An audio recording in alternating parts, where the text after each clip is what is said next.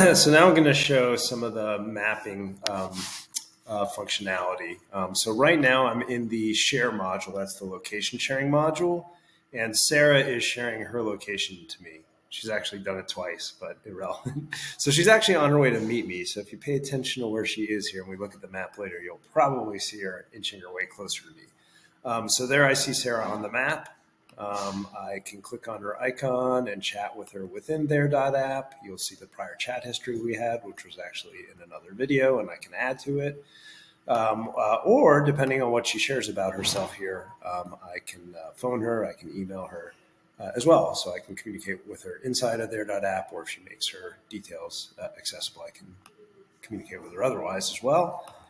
And other things about the map is going to basically be prominent in any module to which it applies. So we've picked our restaurants. I'm going to go ahead and add that both for drinks and dinner. So now I'm editing this event, and I already put a few locations in the project. I could add a new one, but in this case, everything's going to be at Sinsin. Save that both for the drinks as well as make that change for the dinner.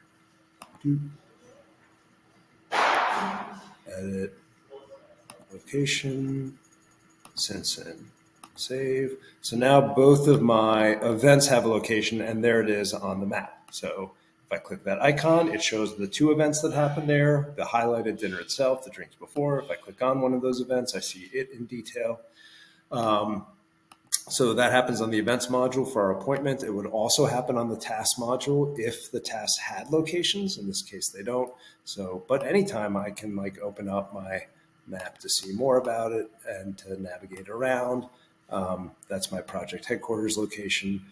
So if I go to the places module, I'm going to, back to location sharing actually. First of all, let's see if Sarah's moving. Is she moving? Maybe she didn't leave yet. I'm going to do a location share to her as well. I did this in one of the other videos, but you may not be watching the whole series. So I'm going to say, Sarah, you can see where I am for the next hour. I'll go ahead and push that out live. So now you can see here's another location share in which this person, Sarah, can see she's the one person who's got visibility on me. So she can see me on the map just like I can see her. I can pause my location sharing and then I'll disappear from the map. So I basically have control over my visibility or lack of visibility. Setting up a location share actually can only be for up to 7 days. So if I dial this duration all the way up, it's going to inform me that that's my maximum. So you can't just leave it on indefinitely. So yeah, a few more location features to show. You can adjust how much map is shown. If I go to the places module. So basically this is the headquarters location, which is the convention center. And then there were the 3 restaurants we were thinking of.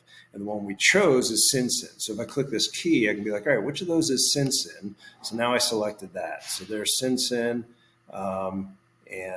Let's see where it is. So that's Sinsin up there. And then what's this one? This is the convention center. What's the one that's much closer? That's Mother Wolf, which didn't look great in the reviews, but I can actually say well, how far is it from the convention center? And so now I'm saying hey, show me how to get from the convention center to Mother Wolf. It's handing it off to Google Maps, and I see it's about a 4-minute drive. And maybe I want to compare that with the directions to the convention center from Sinsin. So